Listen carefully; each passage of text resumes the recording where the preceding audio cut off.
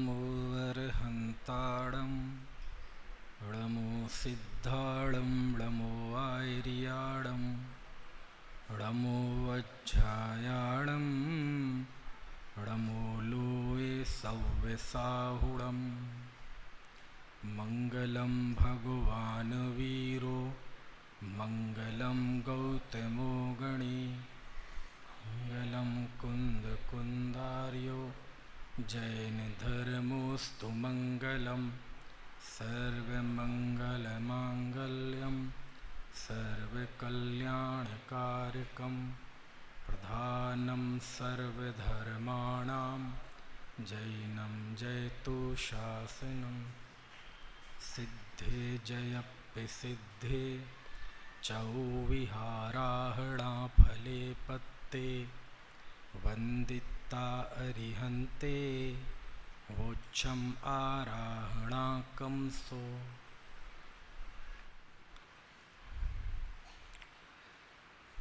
अभी मैंने जो मंगलाचरण किया, सिद्धे जयप्पि सिद्धे चौ विहाराहणा फले पत्ते वंदिता अरिहंते वोच्छम आराहणा कंसो।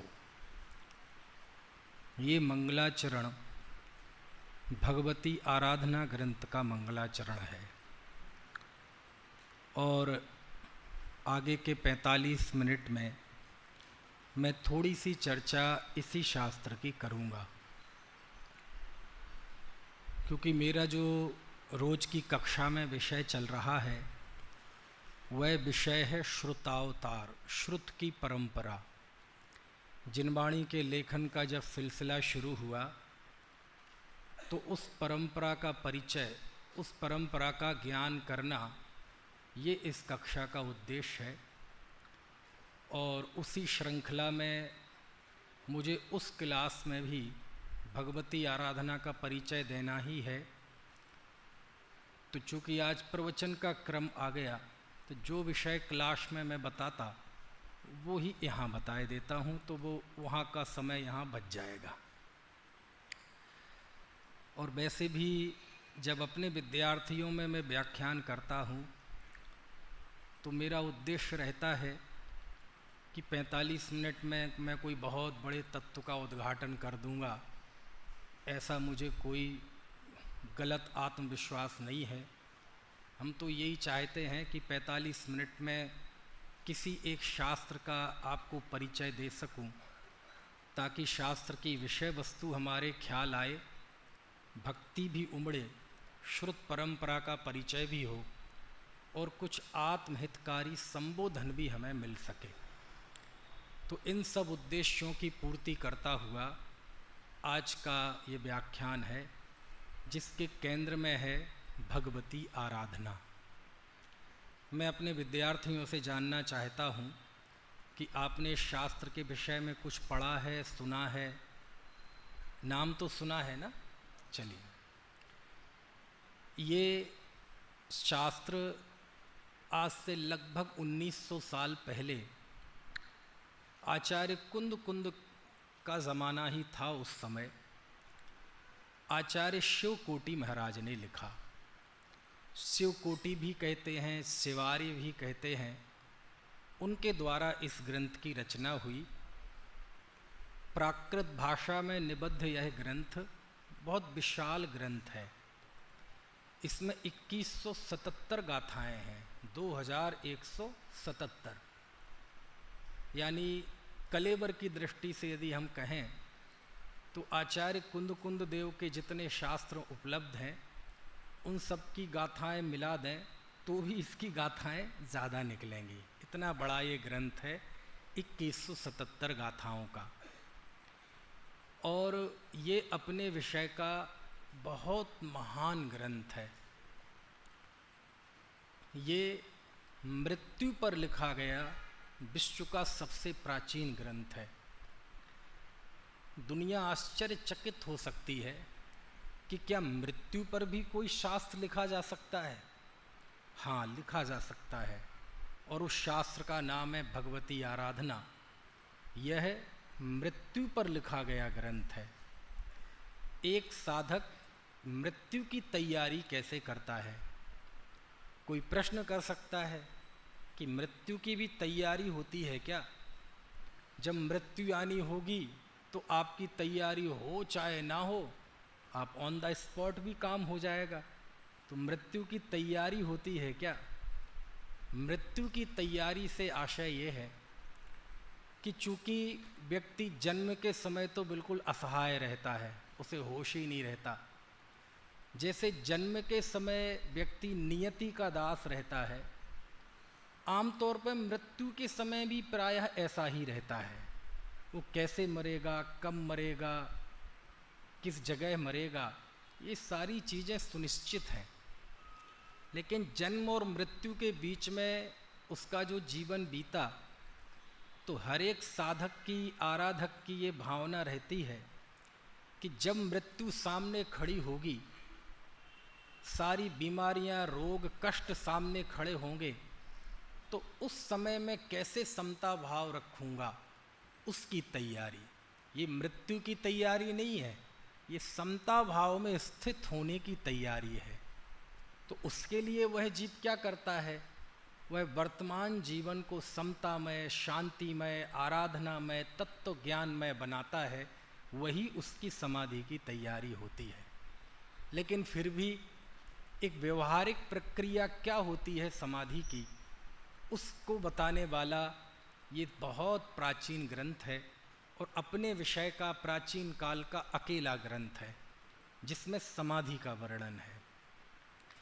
इसमें 17 प्रकार के मरण गिनाए आचार्य ने और 5 मरणों का विशेष उल्लेख किया।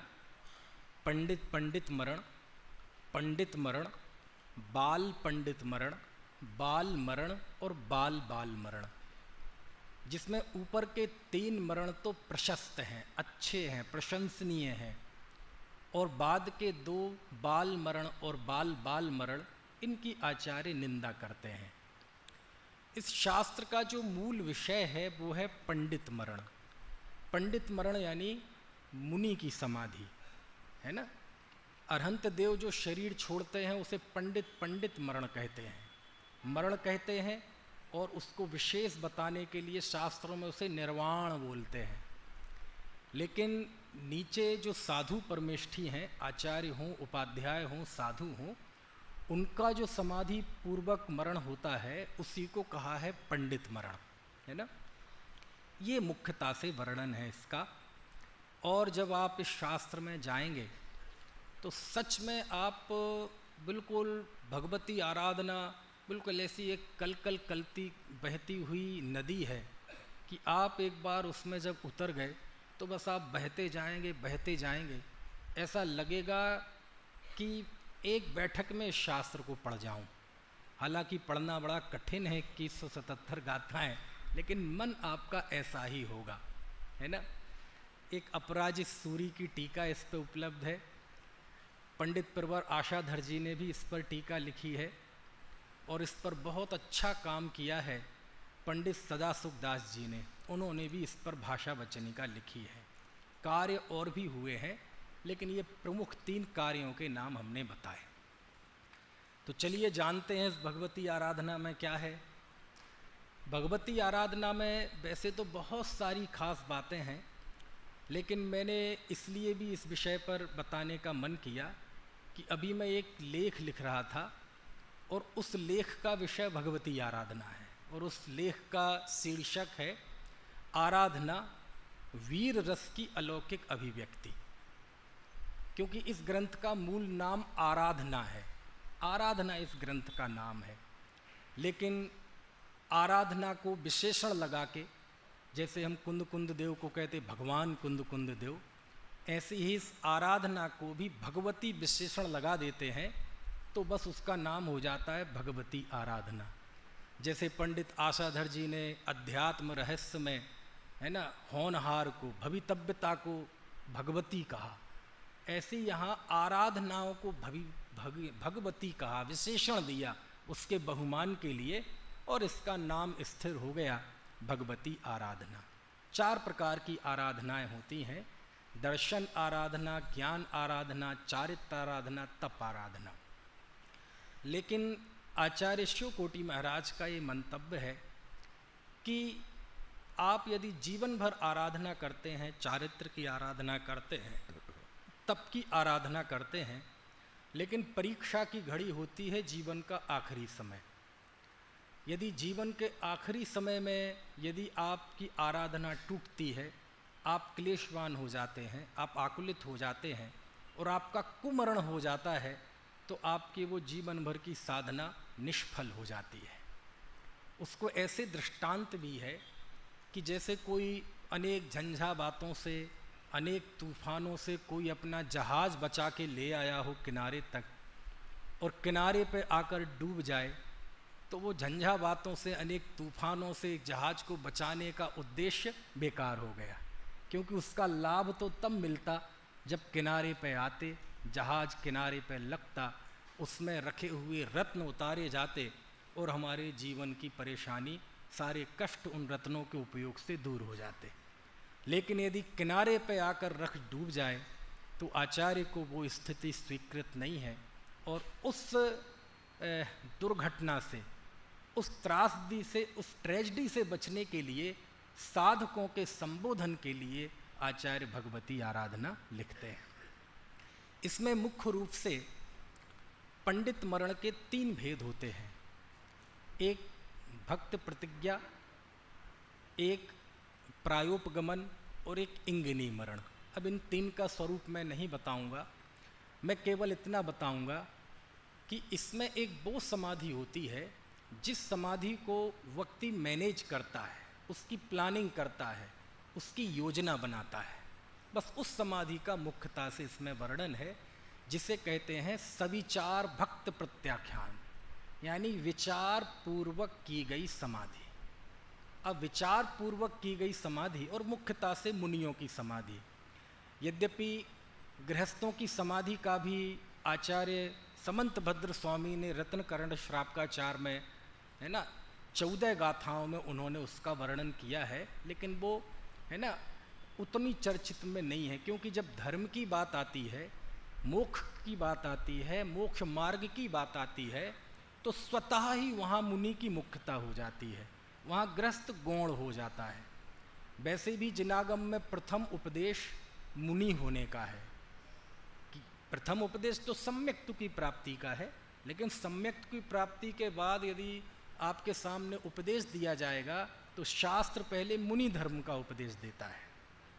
और पुरुषार्थ सिद्धि उपाय में आचार्य अमृतचंद स्वामी तो यहाँ तक लिखते हैं कि जो जीव इस क्रम को भंग करता है, इस उपदेश के क्रम को भंग करता है और गृहस्थ मुनि धर्म को छोड़कर प्रथम ही गृहस्थ धर्म का उपदेश देता है, वह जीव दंड का पात्र है, वह निग्रह का स्थान है ना।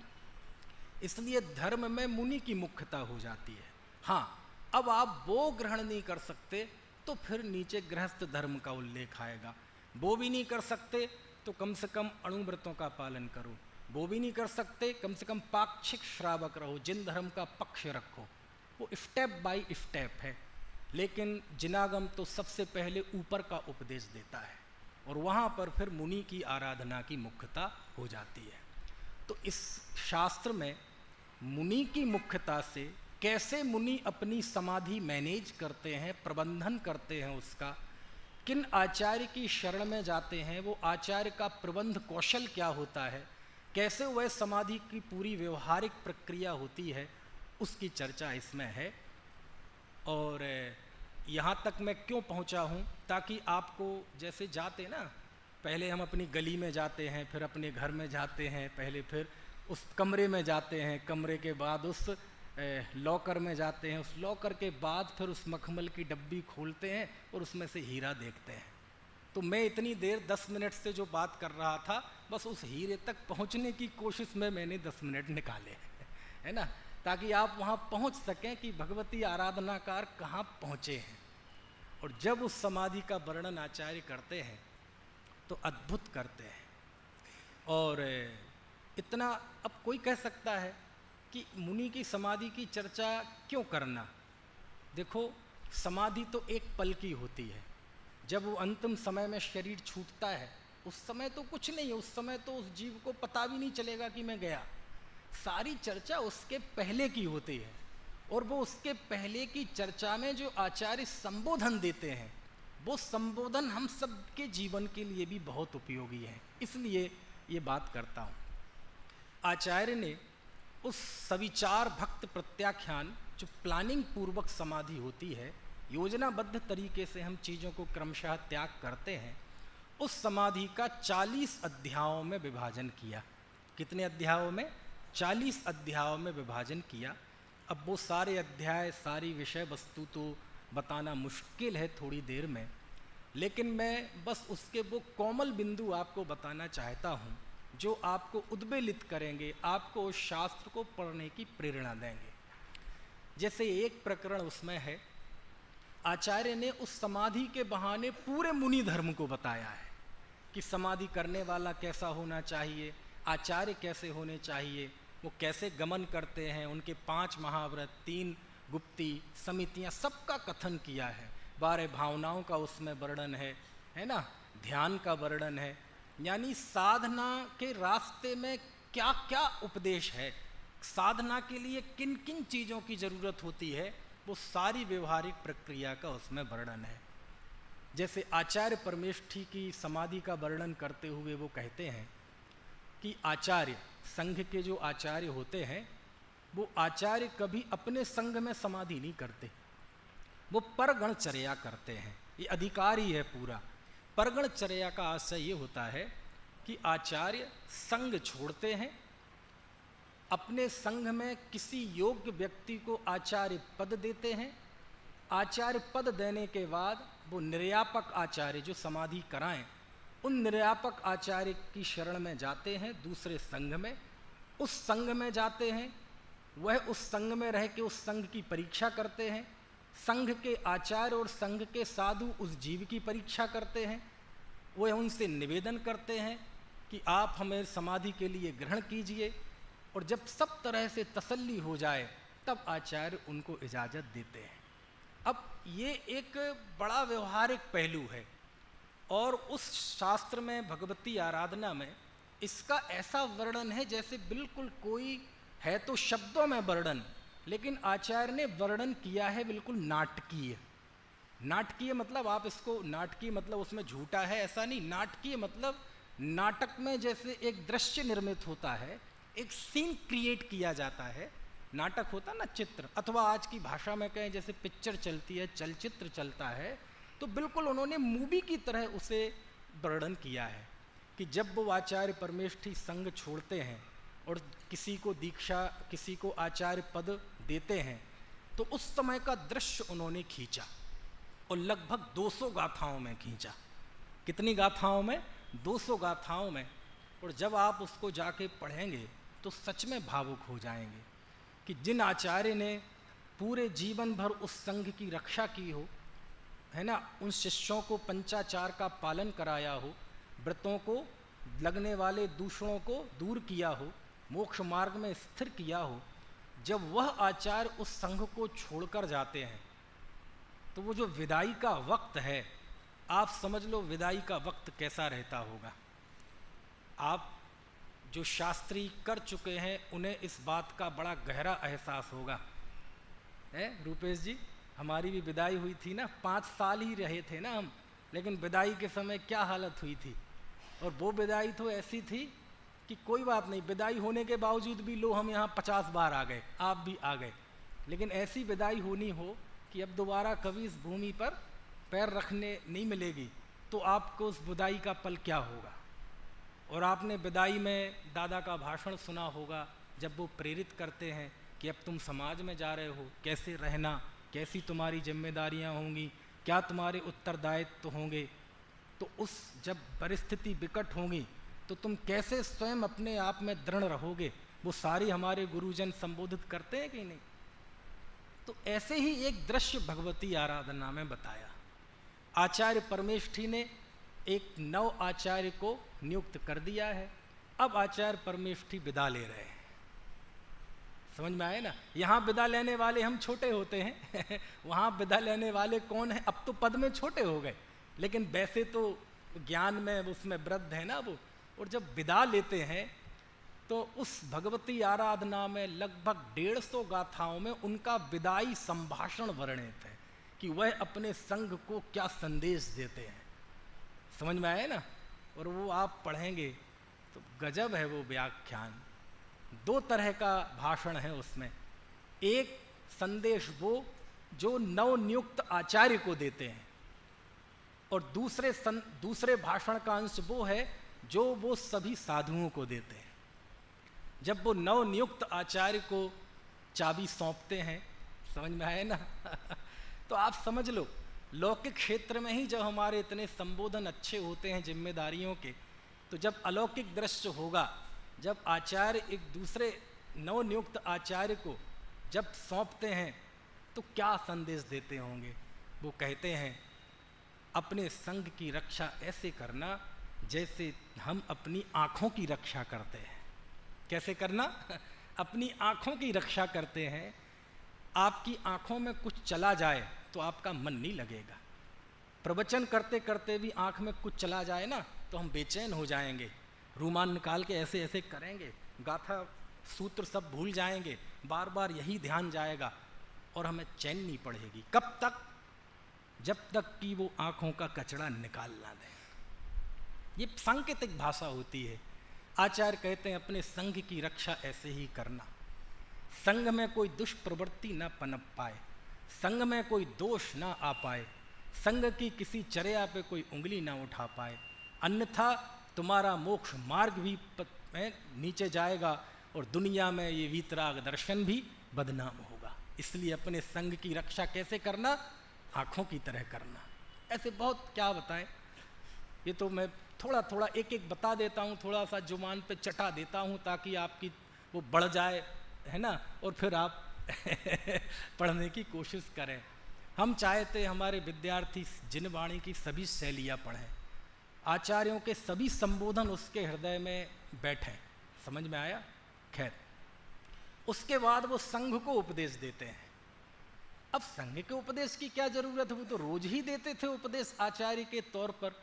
कहते हैं हाँ, रोज का व्याख्यान अलग बात है और विदाई के समय का व्याख्यान अलग बात है। विदाई के समय पर विषय की औपचारिकताएं नहीं होती, विदाई का समय बहुत भावुक कर देने वाला होता है और वो अपने शिष्यों को संबोधित करते हुए बात वही कहते हैं जो जीवन भर कही, लेकिन उस समय का जो संबोधन है वो उसमें वर्णित है। भगवती आराधनाकार लिखते हैं, देखो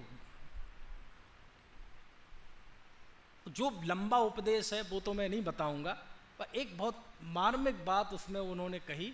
धर्म के एक खास अंग पर वो बहुत जोर देते हैं, और वो मालूम काय पर देते हैं? बैयावृत्ति। काय पर देते हैं? बैयावृत्ति। देखो संघ के साधुओं, भाई देखो ना, तुम्हारा कोई घर परिवार माता पिता तो कोई नहीं है ना। संघ में आप संघ में हो। संघ में होने का मतलब क्या है?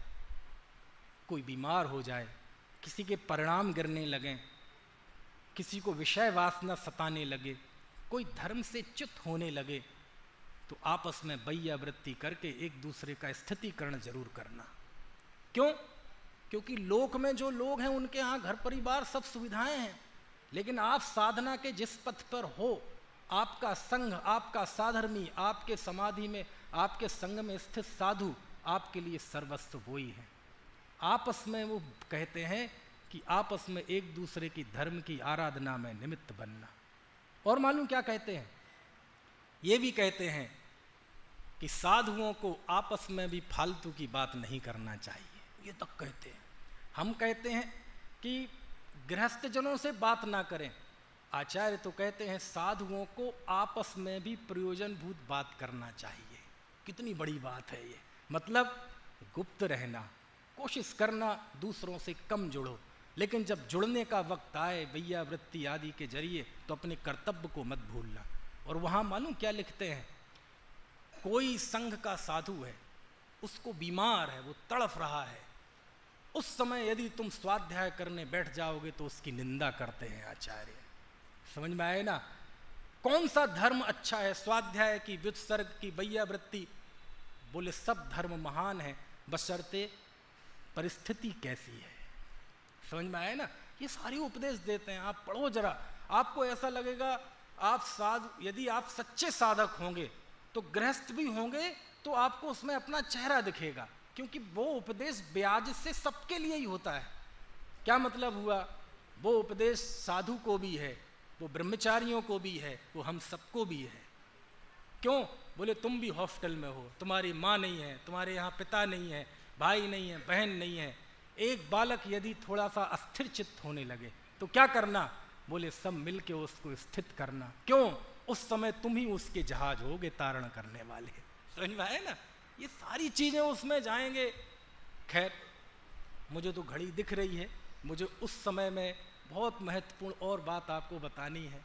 बहरहाल बहुत वात्सल्य और अमृत की वर्षा करते हुए आचार्य वहाँ से विदा ले लेते हैं। और यहाँ भी लिखा कि जब वो विदा लेते हैं तो उनके संग के साधु आनंद के अश्रु गिराते हैं। आनंद अश्रु ऐसा शब्द है प्राकृत में। वो कोई आर्त ध्यान वाले अश्रु नहीं होते, रौद्र ध्यान वाले भी अश्रु नहीं होते, वो हृदय की स्वच्छता वाले अश्रु होते हैं। बस एक आम तौर पर ऐसा रिश्ता जुड़ जाता है कि जिन्होंने जीवन भर हमारी साधना को संभाला है, आज वह स्वयं आराधना के मार्ग पर चल पड़े हैं। समझ में आए ना? और भावना भाते हैं, विश अंग्रेजी में बोलते हैं ना, शुभकामनाएं देते हैं कि हे आचार्य देव आपकी साधना सफल हो।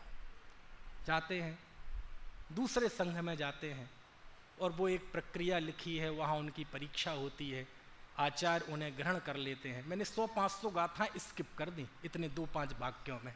समझ में आए ना? और अंततः आचार्य उन्हें समाधि के लिए अपने संग में ले लेते हैं। अब देखो कितनी लघुता चाहिए।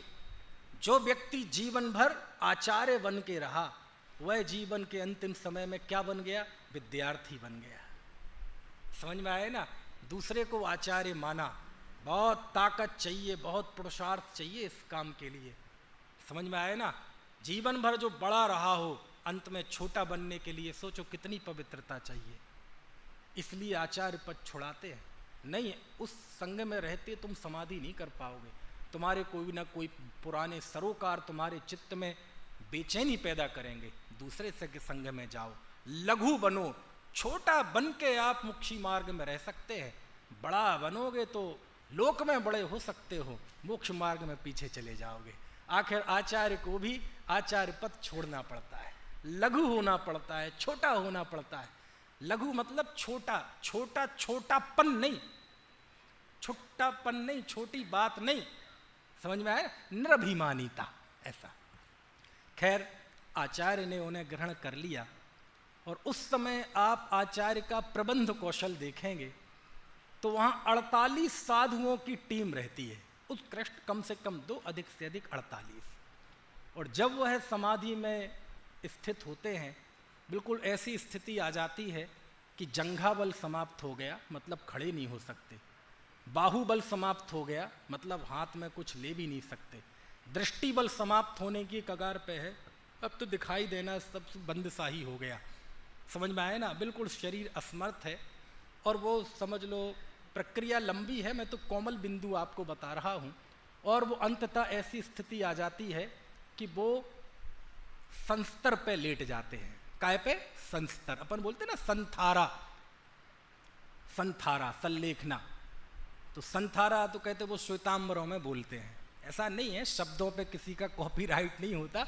भगवती आराधना में कई जगह संस्तर है क्या? अरे कुछ नहीं है, ये प्रतीक की भाषा है।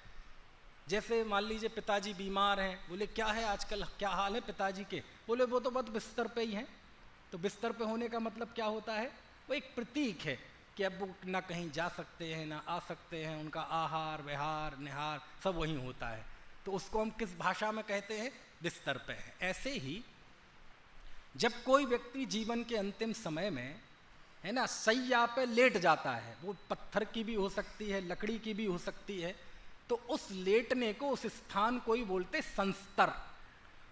उसी को प्राकृत में कहते संथारा। और जो संस्तर पे लेट गया उसी कहते वो संथारे पे चला गया। समझ में आया ना? तो वो एक प्रतीकात्मक शब्द है, सही शब्द संलेखना, समाधि, जो भी है। चलो, अब जब वह लेटता है तो आचार्य उसकी समाधि की तैयारी करते हैं। साधुओं की ड्यूटी लगाते हैं, 4 साधुओं की ड्यूटी लगाते हैं कि आपको इनकी सेवा टहल करनी है। 4 साधुओं की ड्यूटी है आपको इन्हें मोटिवेट करना है, उपदेश देना है। अच्छा, जीवन भर आचार्य रहे, दूसरों को उपदेश दिया, हो सकता है शास्त्र भी लिखे हों, हो सकता है उनके निमित्त से हजारों सम्यक दृष्टि, अणुवृत्ति, महावृत्ति हुए हों। उस व्यक्ति को मोटिवेशन की जरूरत, प्रेरणा की जरूरत, हर व्यक्ति को अपने लेवल पे, अपने समय पे, अपनी परिस्थिति के अनुसार मोटिवेशन की जरूरत होती है। खैर, तो वो लेटे 4 साधुओं का है उन्हें मोटिवेट करना, उपदेश देना, उनका मनोबल बढ़ाना। 4 साधुओं की ड्यूटी है, जहाँ जिस स्थान पे वह क्षपक, उस व्यक्ति को क्षपक बोलते हैं जो समाधि में है, उस क्षपक जहाँ वो है उस गेट पर 4 साधु खड़े रहें। क्यों? जब पता चलेगा कि जगह यहाँ पे मुनि की समाधि हो रही है तो लोग भीड़ आएगी कि नहीं दर्शन करने, वो वहाँ आएंगे तो डिस्टर्बेंस क्रिएट होगा, वहीं पर उन्हें रोक दें। समझ में आए ना? है कैसे रोकेंगे? वो कोई बैरिकेड्स लगाएंगे, कोई डंडा हाथ में लेंगे? नहीं, ऐसा नहीं है। साधुओं का खड़ा होना ही वो इतना पवित्र है ना, कि वो वहीं दूर से दर्शन कर लो। कमाल की बात यह है, 4 साधुओं को इस रूप में नियत किया जाता है कि आप उस स्थान के आजू बाजू स्थित रहें, उस स्थान पे नहीं, थोड़े दूरी पे। क्यों स्थित रहें? इसलिए कि जब पता चलेगा कि यहाँ समाधि हो रही है किसी साधु की, तो जैनी लोग तो भागे भागे आएंगे दर्शन के लिए, तो उन्हें तो ये साधु रोकेंगे गेट पे ड्यूटी लगी जिनकी। बाकी मिथ्या दृष्टि जीव भी तो हैं। मिथ्या दृष्टि से मतलब यहाँ अजैन, यहाँ वो अभी मिथ्या दृष्टि का मतलब वो मिथ्यात्व कर्म का उदय, और वो नहीं अभी यहाँ। जो जैनेतर हैं वो ऐसे भी हो सकते हैं, जैन धर्म के विरोधी होंगे और वो लोक में अपवाद करेंगे कि अरे वहाँ तो एक व्यक्ति को ये जान से मारने जा रहे हैं, उसे भूख लग रही, इसे खाने नहीं दे रहे हैं, एक व्यक्ति आत्महत्या करने जा रहा है। बोलो उसे गलत रूप से प्रेजेंट कर सकते हैं कि नहीं कर सकते हैं?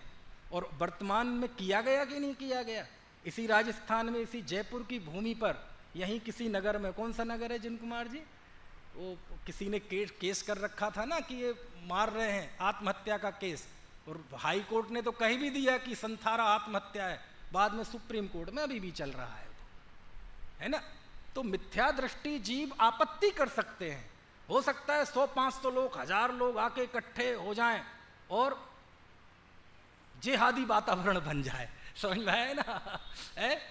अत्याचार बंद करो, उत्पीड़न बंद करो, शोषण बंद करो, राजा को जाके आज्ञा कह दें, पुलिस में कह दें, एक आदमी, अब आप फिर समझाते रहना उसे कि ये मरण नहीं है, ये समाधि मरण है। तो क्या करें?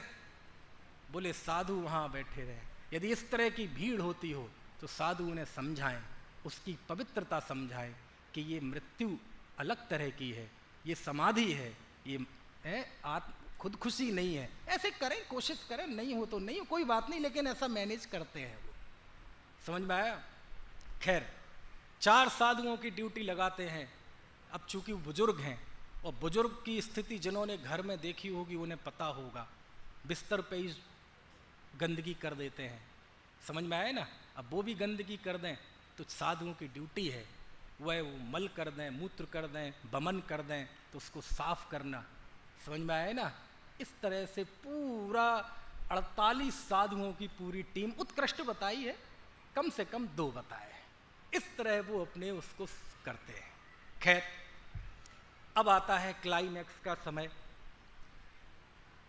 आचार्य, निर्यापक आचार्य, निर्यापक तो 48 है, लेकिन उनके मतलब मुख्य एक ही होते हैं जिन्हें निर्यापक आचार्य बोलते हैं।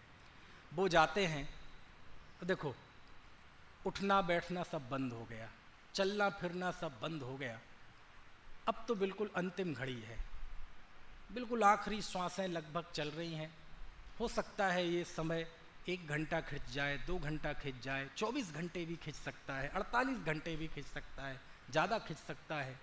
वह बहुत तकलीफ़ में है, कष्ट हो रहा है ना, वायु बढ़ रही है शरीर में। उस समय आचार्य जाते हैं, निर्यापक आचार्य, और उस व्यक्ति को कर्ण जाप देते हैं। क्या देते हैं? कर्ण जाप। ये कर्ण जाप क्या है? कर्ण जाप मतलब कान में जाप देते हैं, मंत्र देते हैं। क्या मंत्र देते हैं? उसका चित्रण शिवकोटि आचार्य ने 773 गाथाओं में दिया है। कितनी गाथाओं में? 773 गाथाओं में दिया है। वो अपने आप में पूरा एक ग्रंथ है। एक समाधि में स्थित साधु को निर्यापक आचार्य क्या संदेश देते होंगे आप समझ सकते हैं। कोई ऐसा अलग से उपदेश नहीं है, बस उसी मुनि धर्म का उपदेश है। तो क्यों देते हैं? वो तो जीवन भर इसकी तपस्या उन्होंने की है। भाई साहब, जीवन के हर समय पे मोटिवेशन की जरूरत होती है। बोले सुनो, जीवन भर तुमने सम्यक की आराधना की, लेकिन आखिरी समय में इस जिन धर्म को लजा मत देना। जीवन भर व्रतों की आराधना की, आखिरी समय में इन व्रतों की आराधना को, जिन धर्म को लजा मत देना। इतना मोटिवेट करते हैं, इतना मोटिवेट करते हैं, संसार के स्वरूप को बताते हैं, शरीर के स्वरूप को बताते हैं, महाव्रतों का उपदेश देते हैं, भेद ज्ञान का उपदेश देते हैं। अरे चित्त में सूत्रों को याद करो, शिक्षाओं को याद करो, ऐसा जबरदस्त उपदेश देते हैं। कितनी गाथाओं में? 773 गाथाओं में। समझ में आती है बात? कोई प्रश्न कर सकता है कि साहब ऐसी समाधि कैसे होगी?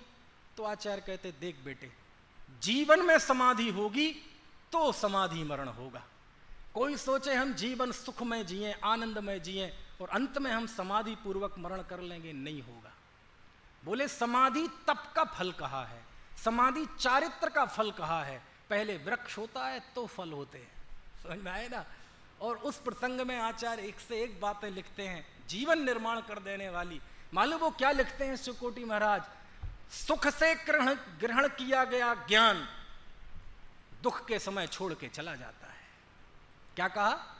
सुख से ग्रहण किया हुआ ज्ञान, अपनी शर्तों पे ग्रहण किया हुआ ज्ञान मैं तब सीखूंगा जब मुझे एसी कमरा मिलेगा, मुझे तब सीख लूंगा विपुल भाई जब मुझे वीआईपी ट्रीटमेंट मिलेगा, तब मैं शिविर में आऊंगा, तब मैं पढ़ूंगा। समझ में आए ना? मुझे सुविधाएं मिलेंगी। मुझे वो जमाना याद है, आदरणीय कमलचंद जी आपको याद होगा, 20 साल पहले बड़े बड़े रईस आते थे यहाँ गैलरी में पड़े रहते थे, पता भी नहीं चलता था कि ये बहुत बड़े बड़े रईस हैं। तो लिखा, शिवकोटि महाराज लिखते हैं, जिसने कष्ट से ज्ञान ग्रहण किया हो, त्याग करके ज्ञान ग्रहण किया हो, मरते समय आखिरी समय में भी उसका ज्ञान वो छोड़ के नहीं जाएगा। लेकिन सुख से ज्ञान अर्जित किया हो, ऐशो आराम से आनंद के साथ, कहते हैं वो ज्ञान जब मुसीबत का वक्त आएगा तो दुनिया वाले तो छोड़ के बाद में जाएंगे, सबसे पहले वो ज्ञान छोड़ के चला जाएगा। बोले समाधि में उस कष्ट को कब सह पाओगे? जब जीवन कष्ट सहिष्णुता के साथ बीता होगा। जरा सी किसी को बीमारी हो जाए और डॉक्टर वो जांच, तेरा नहीं होगा समाधि मरण, बोले तुम्हारा नहीं होगा। क्यों? अभी तो कुछ नहीं है, उस समय तो बहुत कष्ट होगा, उस समय कैसे समता। ऐसा उपदेश देते हैं। अद्भुत है, अद्भुत है। पढ़ना चाहिए, पढ़ना चाहिए, सब संबोधन पढ़ना चाहिए। आचार्यों ने सब हमारे लिए ही लिखा। द्वादशांग जो आज उपलब्ध नहीं है, वो होता भी तो वो भी हमारे लिए ही था। खैर, अंततः हुआ ये। आचार्य ने बहुत समझाया, 773 गाथाओं में समझाया, लेकिन शरीर में कष्ट ऐसा बढ़ा, ऐसा बात पित्त कप का बैलेंस बिगड़ा उस क्षपक का कि चिल्लाने लगा वह जीव, चीखने लगा, प्रलाप करने लगा, नहीं रहना मुझे मुनि, मुझे भोजन लाओ, भोजन करना है। अरे तुम साधु हो, नहीं रहना मुझे साधु।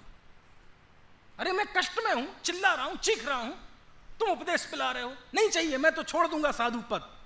ऐसी तक स्थिति हो जाती है। शिवकोटि महाराज ने उस छपक का जो वर्णन किया है, वो वर्णन किया है मानवीय धरातल पर। वो ये कभी नहीं भूले कि जो समाधि ले रहा है वो एक मनुष्य है, एक इंसान है। जैसे इंसान के पाप पुण्य के उदय में उतार चढ़ाव आते हैं, ऐसी आध्यात्मिक अनुभूतियों में भी उतार चढ़ाव आते हैं। कभी एकदम ऐसा ज्वार आएगा, कभी परिणाम गिरता है। और जब कष्ट हुआ, शरीर में वेदना हुई, तो ऐसी तक स्थिति हो जाती है, भूख लग रही है, मुझे खाना लाओ, मैं भोजन करूंगा, अभी तो रात है, कोई बात नहीं। ऐसी स्थिति हो जाती किसकी? ये उन साधु की बात है जिन्होंने जिंदगी भर चारों आराधनाएं की हैं, ऐसी तक स्थिति हो जाती है, ऐसा पाप का उदय आता है। अब आप बताओ उस समय क्या होगा। उस समय आचार्य फिर से एक बार कमर कसते हैं, और उस समय आप सोचो इस स्थिति में उस जीव को वो संबोधन होगा, वो कितना स्पेशल होगा, कितना जबरदस्त होगा। किस स्थिति को संबोधन किया जा रहा है? वह पड़ा है, चिल्लाने लगा, चीखने लगा, प्रलाप करने लगा, नहीं चाहिए, नहीं रहना मुझे मुनि, भोजन करो, कपड़े लाओ, एसी चलाओ। खैर वहां तो कहा एसी, आपको समझाने के लिए कह रहा हूं मैं, कुछ बात समझ में आ रही है कि नहीं? ऐसी स्थिति आचार्य बहुत बारीकी से देखते हैं, क्योंकि निर्यापक के लिए कोई नई चीज नहीं है, उन्हें पता है उतार चढ़ाव आते हैं। अब देखो, प्यार से तो 773 गाथाओं में समझा लिया, अब प्यार से तो काम हुआ नहीं ना, आ गई ना ये स्थिति। उस समय आचार्य का आप उपदेश सुने। मुनि पद छोड़ना है तुम्हें? मुनि पद त्यागने की बात करते हो? याद करो अपने उस पल को जब तुमने दीक्षा ली थी। सब खड़े थे तुम्हारे सामने, तुम्हारे माता पिता, पत्नी, दादा दादी, चाचा ताऊ और जो भी है, पूरा समाज खड़ा था सामने, पूरा खानदान कुटुंब खड़ा था तुम्हारे सामने, और सब कह रहे थे कि भैया इतना आसान नहीं है मुनि बनना, कैसे 22 परिचय सहोगे, कैसे शरीर की पीड़ा सहोगे, जंगल में कौन तुम्हारा ध्यान रखेगा, भूख प्यास कैसे सहोगे, जब पीड़ा बढ़ेगी आखिरी समय में कौन तुम्हें ध्यान रखेगा, यहां सब कोई तुम्हारा ध्यान रखने वाले हैं। उस समय तुम कैसी बड़ी बड़ी डींगे हाँक रहे थे। नहीं, मर जाऊंगा लेकिन मुनि व्रत को नहीं लजाऊंगा, पुरुषार्थ ऐसा रखूंगा कि अंतर मुहूर्त में केवल ज्ञान की प्राप्ति करूं। ऐसे उग्र पुरुषार्थ के समय के भाव के साथ तुम यहां आए थे, भूल गए वो सब बातें। आज ये कायरता कैसी, आज ये कापरता कैसी। कायर कोई योद्धा युद्ध भूमि में भागता है। कमाल की बात यह है कि यद्यपि लोक के लिए यह समाधि का प्रसंग करुण रस का प्रसंग है। काय का प्रसंग? करुण रस। आप सोचो समाधि का जो सीन होता है वो किस रस का है। आपने फोटो भी देखे होंगे, चित्र भी देखे होंगे, बिल्कुल हड्डियां निकल रही हैं तो हमारे मुंह से क्या निकलता है? अरे रे कैसी स्थिति, करुणा करुणा। लेकिन भगवती आराधनाकार ने समाधि का वर्णन वीर रस में किया है। काय में किया है? वीर रस में। अरे ये कायरता छोड़ो। अरे बोले जब युद्ध भूमि में कोई सैनिक जाता है और जब उसकी पत्नी तिलक करती है तो वो कहती है भारतीय नारी कि देखो तुम पीठ दिखा के मत आना, यदि तुम पीठ दिखा के आ गए तो मैं कायर की सुहागनी होने की लज्जा में बर्दाश्त नहीं कर पाऊंगी। मैं शहीद की विधवा रहना पसंद करूंगी लेकिन मुझे कायर की सुहागनी रहना पसंद नहीं है। तुम शहीद होकर आना तो मैं उसके गौरव में जीवन बिता दूंगी, लेकिन तुम कायरता के साथ लौट के आ गए, मैं लज्जा में जी नहीं पाऊंगी। ऐसा एक छंद है, एक हेमचंद्राचार्य ने अपभ्रंश का उद्धृत किया। आचार्य ऐसा कहते हैं, उसे कवच धारण कराते हैं। बाकायदा प्राकृत भाषा की गाथाओं में शब्द है कि जब वो चीखता है, चिल्लाता है तो आचार्य उसे कवच धारण कराते हैं। उसका एक योद्धा के रूप में वर्णन किया है कि सामने पाप का उदय, असाता वेदनी कर्म की उदीर्णा, ये शत्रु के रूप में मृत्यु के हथियार ये सामने सेना खड़ी हुई है। अब तुम बोले कवच अंगीकार करो और इनके बारों को सहो। कायर पीछे हटते हो? भूख सतारी, भूख सतारी। तुम्हें पता है नरकों में तुमने कितनी भूख सही है? 3 लोक का अनाज तुम्हें दे दिया जाए तो तुम्हारी भूख ना मिटे, जरा से भूख में चिकना लगे। बोले रोग पीड़ा, बोले पूरे शरीर में 5,68,99,584 रोग होते हैं, तुम्हें इतने रोग हैं क्या? ऐसा जोशीला उपदेश देते हैं आचार्य लगभग 174 गाथाओं में कि उसकी जो क्षणिक कायरता है, जो परिणाम गिरा था, वह फिर से स्थिर हो जाता है। और जब वह स्थिर होता है तो ऐसे हाथ जोड़ के आचार्य से कहते हैं, हे आचार्य, तुमने मेरे डूबते हुए जहाज को बचा लिया। पढ़ो थोड़ा, पढ़ो तो मजा आए, मैं कितनी बताते जाऊं आपको और ऐसी ऐसी गजब गजब। कोई कहे साहब हमें नहीं करना जीवन में समाधि, हम तो जो करेंगे मृत्यु के समय करेंगे, और एक आध प्रथमान योग में उदाहरण भी मिल जाए तो कहते भैया वो तो किसी की लॉटरी है। अब किसी की लॉटरी लग गई तो इसका मतलब ये थोड़ी है कि काम धंधा छोड़ के सब लॉटरी खरीदने लग जाए। समझ में आए ना? अद्भुत है। और अंत में शरीर की पीड़ा जस की तस है, आचार्य के उपदेश से वह संबल प्रदान करता है, पंच परमेष्ठी का स्मरण करता है, शरीर की नश्वरता का विचार करता है, शरीर की अनित्यता का विचार करता है, भोगों की हेयता का विचार करता है, अपनी ध्रुवता का, अपनी नित्यता का, अपने आश्रयभूत का, अपने प्रभुत्व का, अपने विभुत्व का विचार करते करते जिनवाणी के जीवन में जो सूत्र सीखे उन सूत्रों का विचार करता है। मालूम आचार्य क्या लिखते हैं? कंठ गदे ही भी पाणे ही साहुड़ा आगम दो दुका दब्बो, कि कंठ में प्राण आ जाए, हलक में जान आ जाए, उस समय भी साधु को आगम का सेवन करना चाहिए, ऐसा लिखते हैं। तो आप समझ सकते हैं। और जब वो ऐसा सूत्रों का ध्यान करता है, जीवन की शिक्षाओं का स्मरण करता है, संबोधन करता है, आंख बंद करता है, स्मरण करता है, वेद विज्ञान करता है, ऐसे करते करते देह छूट जाती है। समझ में आया ना? और यहाँ आकर वह आराधना का फल प्रकट हो जाता है। ऐसी पवित्र भूमि पर यह ग्रंथ लिखा। ये सब बताने का मेरा एक ही उद्देश्य है कि थोड़ी भक्ति हो, थोड़ा संबोधन हो, और हमें आचार्य का और उनके ग्रंथ का परिचय मिले। हम सब उसका अध्ययन करें और वो संबोधन अपने अंदर उतारें। ऐसी भावना के साथ अभी की बात समाप्त करता हूँ।